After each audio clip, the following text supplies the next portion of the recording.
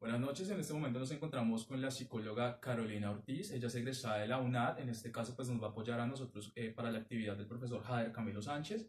Vamos a realizar una entrevista acerca del cognitivismo. Vale, buenas noches Carolina, Muy bienvenida. buenas noches. Buenas noches. Buenas noches. Están mis compañeras Vanessa, María Fernanda y Lorena. Vale, entonces pues empecemos con la entrevista.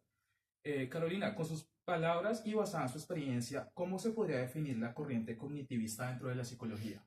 A ver, para explicar esta corriente psicológica cognitiva necesitamos retroceder un poco a mediados del siglo pasado, en donde la psicología de la primera generación, en la mitad del siglo XX, las escuelas dominantes que existían en esa época era el psicodinámica con Sigmund Freud, ¿cierto? Y la conductista. A partir de esto, en los años 50, el mundo de la investigación científica empezó en una época diferente con todos los procesos de construcción de todo lo que eran los ordenadores. Esto ayudó a que muchos pudieran entender cómo es la mente humana con el proceso de la información, que era acerca de un ordenador, que entraba, salía información. Entonces pudieron entender que la mente humana también era como un ordenador, donde se podía modificar los pensamientos, ¿cierto? Para que las personas pudieran modificar su estilo de vida. Entonces, básicamente, las psicologías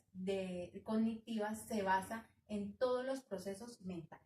Básicamente es eso. O sea, se podría decir como para render la idea que se hace una semejanza entre el computador y la mente humana para el procesamiento de la información. Ajá, sí. Sí, como pues para resumir. Ajá, de hecho, esto fue algo que se utilizó de que se diera como esa metáfora para que las personas pudieran entender cómo era la mente humana o cómo eran las personas y cómo funcionaba. De ahí es la importancia de cambiar los pensamientos y empezaron los psicólogos de esa época, que esa sería la segunda generación, empezaron a modificar todos los procesos cognitivos, todo lo que decían las personas, cómo pensaban, y eso incluía también todos los esquemas mentales que ellos venían de sus vidas y de sus historias de aprendizaje. Perfecto. Muchas gracias. Bueno, sigo con mi pregunta. Carolina, dice que teniendo en cuenta la corriente cognitiva, nos gustaría que nos hablaras un poco acerca del cognitivo conductual. Listo. Entonces, partiendo de lo que ya entendemos como cognitivo, ¿cierto? Podemos hablar que debemos tener claro que lo cognitivo conductual engloba tratamientos que tienden a cambiar la conducta del ser humano, que ya no se basaban como solamente en lo que pensaban, sino en cómo modificar esa conducta y cómo hacer que sus pensamientos, interpretaciones y las supuestas respuestas pudieran cambiarse y modificarse a partir del comportamiento. Entonces, ya era que necesitaban modificarse, que esta corriente debía empezar a generar algo en lo emocional, pero sobre todo a cambiar sus acciones y su comportamiento. Y empezaron a salir un poco de terapias que pudieron lograrse a partir de esto. También es de la segunda generación. ¿Listo? Carolina, ¿cree usted que la utilización de esta corriente psicológica, o sea, el cognitivismo, daría buen resultado en el proceso de aprendizaje de los niños? Bueno, es bueno, en su momento lo fue bueno, ¿sí? En la medida que avanzaron en la tercera ola de la tercera generación, pues ya vienen otras terapias muchísimo más avanzadas que actualmente son más efectivas que la parte cognitiva. Sin embargo, eso se deja solamente a criterio del psicólogo como tal. Hay personas que dicen yo soy cognitivo y hay otros que dicen yo soy conductual radical, o hay personas que dicen soy cognitivo conductual y pueden utilizar las dos terapias con respecto a los niños, pero eso depende netamente del psicólogo. Si yo decido, hay unas terapias cognitivas que son muy buenas y muy efectivas con los niños y sobre todo en la edad de los 7 a los 12 años. Entonces se podía trabajar, pero eso depende muchísimo del psicólogo. Entonces, pues es una pregunta muy abierta. Hay cosas que sí funcionan. Yo personalmente, actualmente, yo utilizo muchísimo de la tercera generación, muchas terapias de la tercera generación, como la terapia de aceptación y compromiso y mindfulness con los niños también. Listo, Carolina. Carolina, ¿hay algún tipo de síndrome, trastorno o enfermedad mental que se pueda tratar netamente desde esa corriente? Sí, esta terapia cognitivo favorece muchísimo en las personas con depresión, muchísimo. ¿Por qué? Porque ellos trabajan los esquemas cognitivos negativos que la persona tiene. Digamos, esos pensamientos negativos, que a mí todo me sale mal, que todo es terrible, que todo eso. Entonces, las personas que son susceptibles por sus pensamientos tan negativos, entonces lo que uno hace es tratarle eso, ¿sí? Modificarle sus pensamientos automáticos, como esos que yo no sirvo para nada, eso es terrible, esto, o sus creencias intermedias que aprendieron en su juventud, o esas creencias centrales que vienen tan arraigadas de su historia de aprendizaje. Entonces, en esos que son depresivos, es muy bueno lo que es lo cognitivo, porque uno empieza a trabajar con ellos y empieza a modificarle por lo menos unas creencias más flexibles que les permiten quitar esas cosas negativas y enfocarse como en su vida diaria y como dejar a un lado la depresión. Entonces, en ese caso, pienso que es la más excelente. Bueno, Carolina, teniendo en cuenta la pregunta que te hizo mi compañera Lorena, yo sí quisiera saber, y me imagino que mis compañeros también quieren saber, en qué consiste una terapia cognitiva, cómo funciona, cómo es el procedimiento con el paciente.